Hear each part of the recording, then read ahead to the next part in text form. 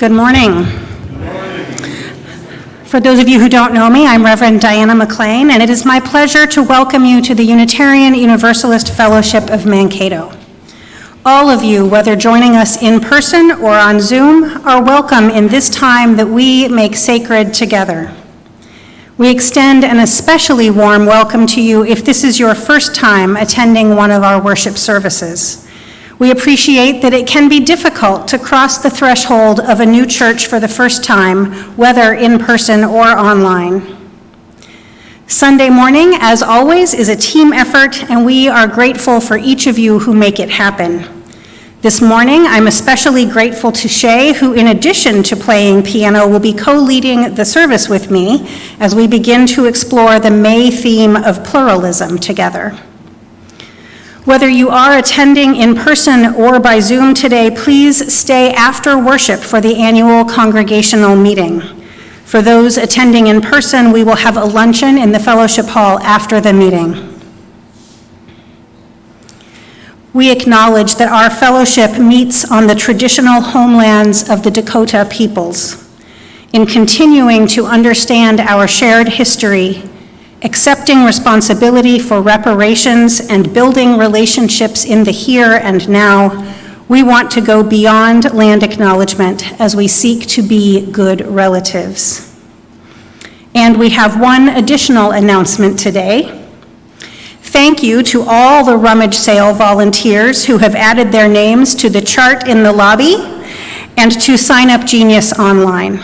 Since many hands make the work light and fun, please consider adding your name to theirs in the remaining opportunities to help. At this time, we especially need people to help set up next Sunday after coffee hour and to be present Friday and Saturday during the sale. Anything that you can do is much appreciated. If you have questions, you can talk with Karen Knox, Nancy Cramblett, or Linda Gansky.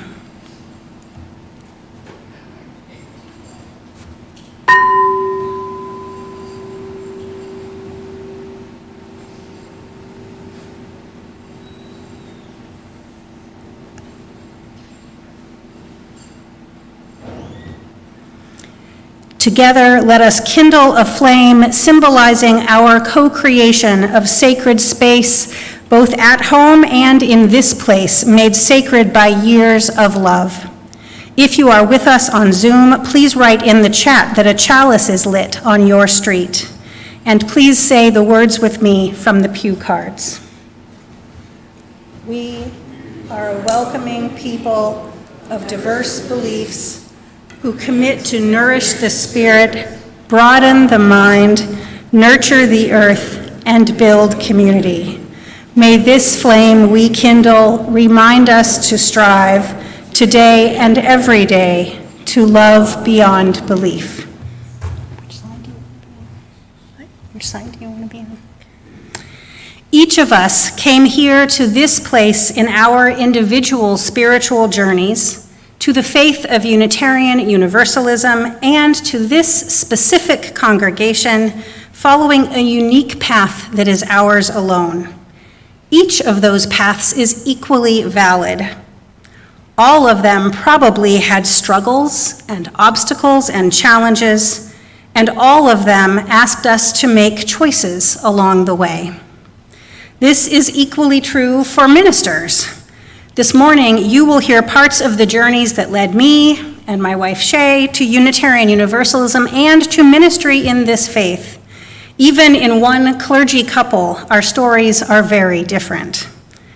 As you listen to our stories, we invite you to keep your own story in mind. Where did your path begin? Where has it taken you on your journey here? What choices did you have to make? What have you had to or chosen to leave behind, and what have you kept with you all along the way? If exploring your own story doesn't feel possible or safe right now, we invite you to just enjoy hearing these pieces of ours. Perhaps you will find some resonance within them. I was raised Catholic, very Catholic. Church was the center of everything. And I was raised unchurched until about age 10, and then my family church shopped for a bit before discovering the Second Unitarian Church of Omaha, Nebraska. Growing up, my family lived 1 block from the church where my parents were married. My mom was baptized. My grandparents were married. My grandma was baptized. Everyone and everything I knew was Catholic. There really was no choice to be made. And not only did we attend church every Sunday, but my sister and I both attended the attached elementary school where my dad was the principal, my mom was the 3rd grade teacher, and my aunt was the librarian. Meanwhile, I went to public school with friends of many faiths.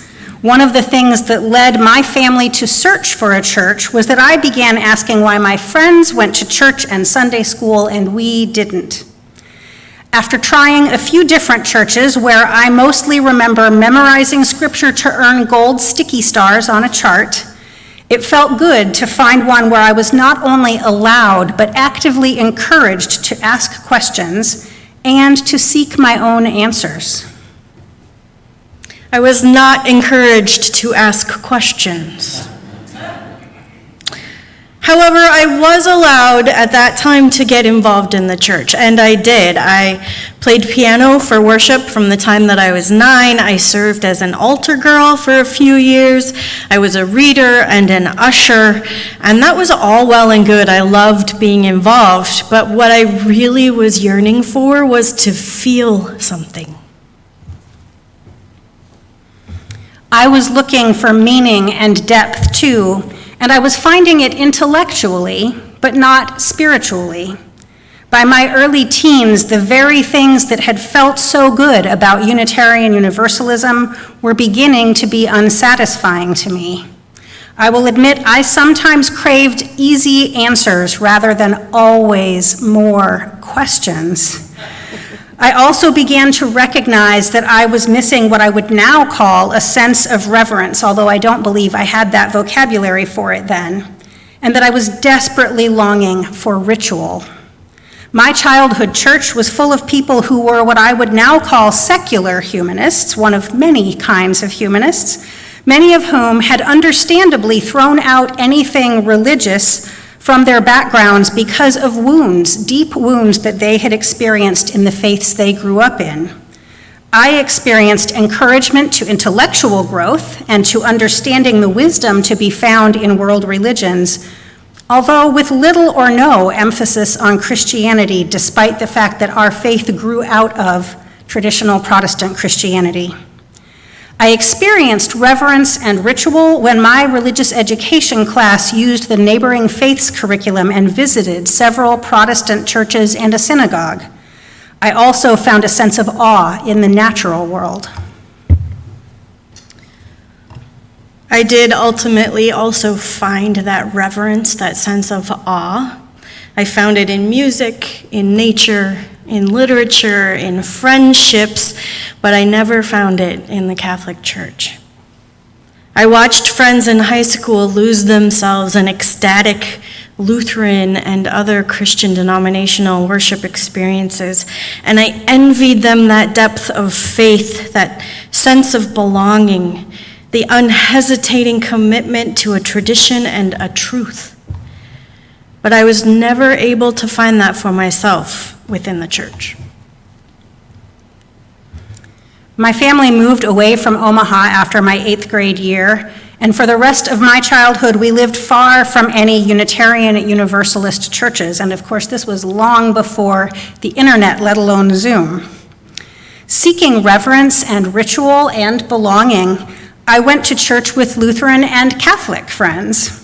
I quickly found that although part of me still longed for those easy answers, a religion that I could not fully believe in was a worse fit for me than a religion that made me do the hard work of finding my own truth. Ultimately, I always considered myself a Unitarian Universalist, with or without a congregation to belong to. And I was always a Catholic. There was no choice. So now, as a teen, I had to figure out how to get what I needed out of religion, the religion that I was already a part of. So I chose to go to a Catholic college. I went to the College of St. Benedict up in St. Joseph, Minnesota. And I decided to try to learn my way into a deeper spirituality. Surprise, it didn't work. Instead, I, fortunately, with those wonderful nuns up there, started studying other religions and expanding my reading materials. And I got to travel and live in other countries and meet people with vastly different worldviews. People who ended up gently companioning me as I chose pathways further and further from the Catholicism of my childhood. I remember my senior year of college, and I was taking a walk on a beautiful spring day like this with one of my mentors, who was a Jewish professor. And she lived in the cities and would commute up. And she was up there one afternoon, and we went out for a walk, and I remember saying to her, and this was huge, I said, "I don't think I believe in Jesus anymore." And I was like, oh my gosh, I said it out loud. And she looks at me and she said, "Shay, I'm Jewish. I don't care."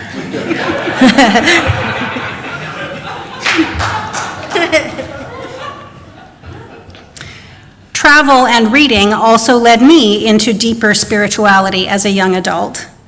In my late teens, when my family lived overseas, I unexpectedly experienced the presence of the holy in European cathedrals, in Egyptian temples, in Turkish mosques, and in ancient stone and wooden circles in Great Britain.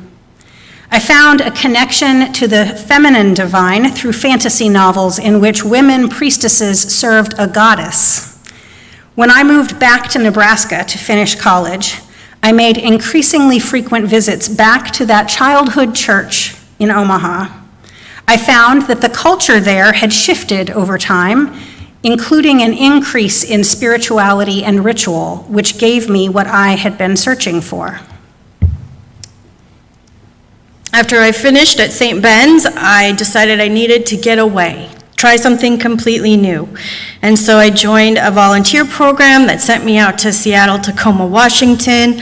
I worked in a homeless shelter out there for a couple years on the streets. I finally found out what a city was. And I had grown up in North Dakota. I don't think I mentioned that earlier. The middle of North Dakota. Anyway, while I was out there and working at the shelter, I discovered the feminine divine, which was completely new to me. I formed deep relationships with other spiritual seekers, and I was mentored by strong women of many faiths. And over the next decade and a half of my early adulthood, I had this winding path that brought me near and far to what I needed and what I wanted and all the things that I had never heard of before. When You can tell us. So here's an aside. I always have to check with Diana if I'm going way too long over our time limit. But here's a story. So when I was in my very early 30s, right around 30, I came out. I was living in North Dakota with my then husband. My dad had gotten sick with cancer. We moved back to be near my parents. And I came out as lesbian, divorced, came out to everyone in my life. Probably not my best decision ever in 2004 in North Dakota. So I'm living in the middle of North Dakota. The internet is brand new, and I Google, where is it safe to be gay in North Dakota? And I got one answer. And it was the teeny, teeny, tiny little Unitarian Universalist Fellowship in Bismarck. And I said, who are Unitarian Universalists? And so I went on Sunday and I tried it out. And of course it was tiny. So there were like 20 people there and me. And they were very excited to see me, young blood. And they welcomed me. They were so loving. And so I thought, I need to be completely honest with these people. So during coffee hour, one said, what brought you to us? And I said, well, I'm just in the process of coming out and I needed to find a safe place. And they said, "Oh, that's so wonderful. We went through the welcoming congregation curriculum. We've never actually met a real gay person before." And then the president of the board, who was an elder of the congregation, a matriarch, she leans over and she says, "Just don't hit on any of us women, okay?" Anyway, after 20 years of seeking and wandering my way through my young adulthood, I was living in Northern California right around the age of 40 and was looking for a job, and there was a Craigslist ad for an administrator of a UU fellowship. And I thought, I can do that. So I took the job, and I rediscovered and got to know Unitarian Universalism then, and immediately was hooked and found my people.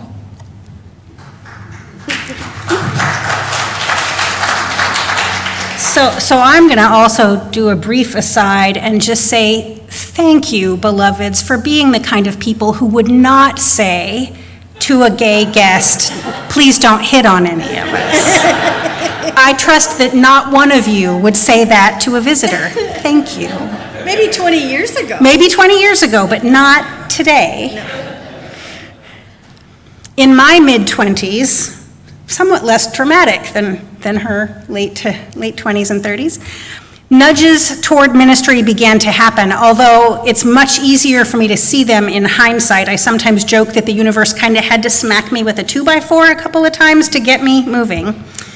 The first thing I remember was that my mother said that she thought my best friend would make a good UU minister. My instant reaction was a jealous, "Hey, what about me? She's not even a UU." Followed immediately by denial. "Oh, what the heck was that reaction? I don't want that. I don't want to be a minister." Several years later, when my congregation was without a minister and members took turns leading worship, I very, very reluctantly gave my first sermon and discovered that preaching was actually nothing like the public speaking I had always hated. Finally, at age 30, I went to my first General Assembly. How many of you have been to General Assembly? Yeah, so for anyone who doesn't know, that's the national annual gathering of the Unitarian Universalist Association. So UUs from all over the country, thousands of us in one place. And at that General Assembly, I got an unmistakable call to ministry as I listened to a sermon about call by one of my now colleagues. Even then, when I stopped denying it, I still postponed it. I was finally living my dream of being a professional writer, and I didn't want to give that up to become a minister. Eventually, perhaps a little slow to pick up on the reality, I realized I didn't actually have to choose between writing and ministry, between pursuing a Master of Fine Arts in creative writing or a Master of Divinity. I only had to choose which to do first. I do have one colleague who did them simultaneously, but even I did not feel like tackling 2 degrees at the same time was a good idea. I ultimately chose the MFA in creative writing, and then 4 years after finishing that, I began seminary. And then like 6 years after that, she started another college program, and then another 2 years after that, she started another one. She is the lifelong learner.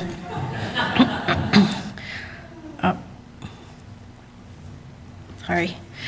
I moved around a lot, if you hadn't already been able to tell. During my 20s and 30s, I lived all over the country, and you know, like a lot of Gen Xers, thought I had found my career about 15 times and had been in several different relationships, but there was no grounding to any of that. I popped in and out of churches, but nothing really fit until I finally got that job at the UU church and began sort of rebuilding a groundwork for my sense of identity and spirituality.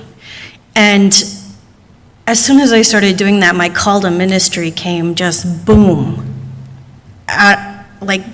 boom, undeniable. And within a year of starting to work at the UU Church, I had started seminary. When I dreamed of becoming a minister, I always imagined attending one of the 2 Unitarian Universalist seminaries. However, after reconnecting with my first childhood minister and having several more of those nudges from the universe, I actually chose to go to a progressive Methodist seminary with a religiously diverse student body, including a small cohort of about a dozen Unitarian Universalists. I found out later that that childhood minister of mine was the first UU woman to graduate from seminary at that school. Choosing that seminary gave me opportunities to address some gaps in my childhood religious education, especially around Christian scripture and history, and allowed me to equip myself for interfaith partnership based in mutual knowledge and respect. I ended up going to a UU seminary because I was very new to Unitarian Universalism, didn't know a whole lot about it. I chose Starr King in Berkeley, which is a part of the Graduate Theological Union, which meant I could take classes at 11 different seminaries of many different kinds of faiths.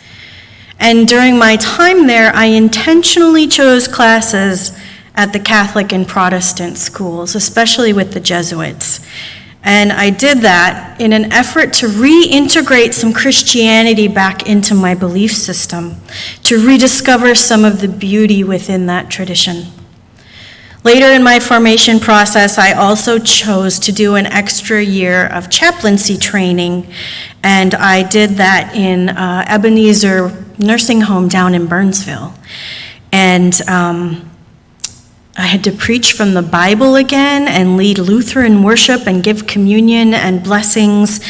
And this was all very necessary to help me heal some of the hurt that had accumulated during all the years. Catholicism had taught me that I had less value as a woman and as a lesbian.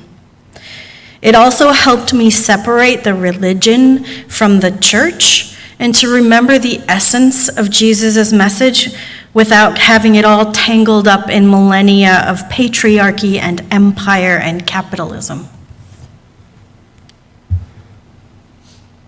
I wonder sometimes what my childhood church might have been like if all the adults there had been given the tools to heal their wounds as Shay deliberately did. I too carried some negative messages from my childhood church, not about my value as a woman, especially since the 2 ministers who served that church one after the other while I was there were both women. The harmful and hurtful messages that I absorbed from my childhood was an idea that Unitarian Universalists are rational people, which we are, but here's the part that I took in that was false. The idea that that meant that there's no place for spirituality or mysticism, no room for mystery in our faith. Even after I came to understand that not all Unitarian Universalists are humanists and not all humanists are that particular kind of humanist, I still thought for a long time that I had to choose between being a humanist and being spiritual. I rejected the label humanist for myself, even though much of humanism resonated for me, because I associated it with, frankly, the disdain that I had witnessed some humanists expressing for people like me, people who had mystical experiences, people who love ritual, people whose faith is found not only in our heads, but also in our hearts and spirits. And then during my ministerial internship, I read William Murray's book, Reason and Reverence, and was finally able to claim the humanist side of our faith as part of my own spirituality. I realized that, as the book title suggests, I didn't have to choose between the reason or rationality that had attracted me and my family to Unitarian Universalism all those decades ago, and the spirituality that I had missed in those early years and worked so hard to find. I realized finally that our faith is large enough to hold both. We can believe in both blue hats and red hats. These very different paths that led us to remarkably similar places in our lives.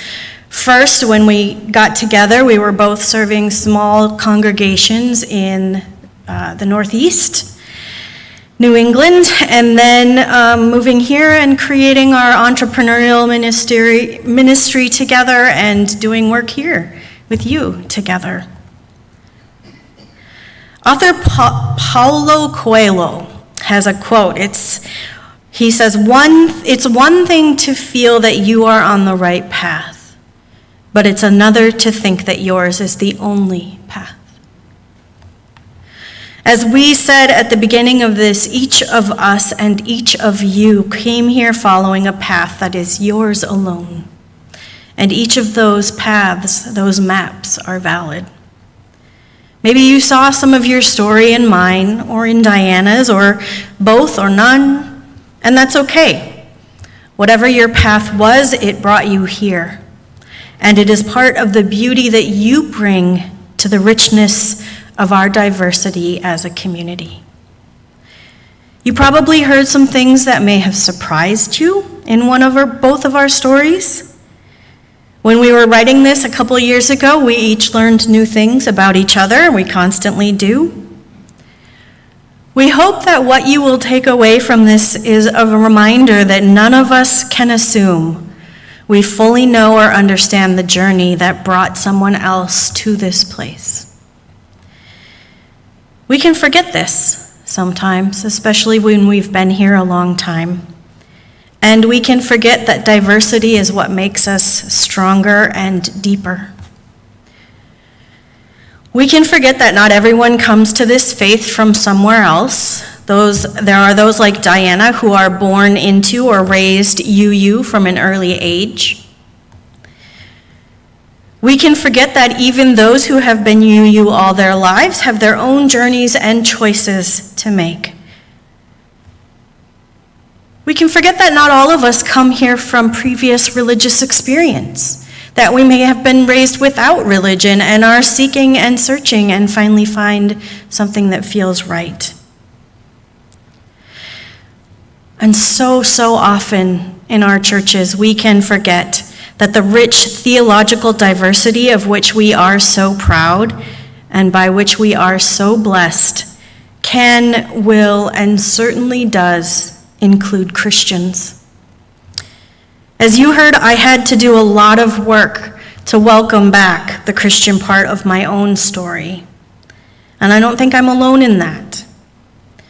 As ministers from very different backgrounds, we have both served and heard from Christian UUs that the one part of themselves they feel is most unwelcome in their own church is their Christianity. May we vow together, as you do in your chalice lighting every Sunday, to be better at welcoming everyone fully. In case any of you have not had the experience of having a Christian tell you that that piece of them feels unwelcome, I'll share a brief story from a church in New England. I preached on a topic related to Christianity. The whole sermon wasn't even fully Christian. I do not identify as Christian, but I preached about Christianity, and as the receiving line happened, a member of the congregation who had been there for decades came through, leaned in close to me, and whispered, "Thank you for preaching that. I'm a Christian. I'm a Christian UU, but I can't say it here." And I'd like to say that that's rare, but friends, it's not. So just know that that happens and that we can be a place where we keep it from happening. So whether talking about Christianity or not, how do we stop making assumptions about our fellow congregants? How do we begin to understand and value each person's personal search for truth and meaning? I think the answer is that we take a risk, that we have the courage to tell our stories and to listen. I wonder if you know what the person sitting next to you this morning believes. Are they a theist or a humanist? Do they identify more with Unitarian theology or universalism? What or who along their path influenced their beliefs? And what about you? What from your past can you reclaim, reframe, rediscover in the safety of this community? What might you need to let go of in order to move forward in your own spiritual journey and the shared journey of this congregation? I am convinced that spiritual growth only happens when we show up authentically, take risks, encourage and listen to each other's stories, and ground ourselves in our shared values while celebrating the wild and wonderful variety of personal theologies that exist among us. May it be so. Amen, and blessed be. Please be seated. As I extinguish the sanctuary chalice, I invite those at home to extinguish your chalices and all of us to say the words together. We extinguish this flame, but not the light of truth, the warmth of community, or the fire of commitment. These we carry in our hearts until we are together again. And as we prepare to leave our time of shared worship, but not the sanctuary because we have the congregational meeting, may we have the courage to share the stories of our journeys and the openness to listen to and honor the journeys of those who are here with us and those who have yet to join us. May that be our practice and our prayer.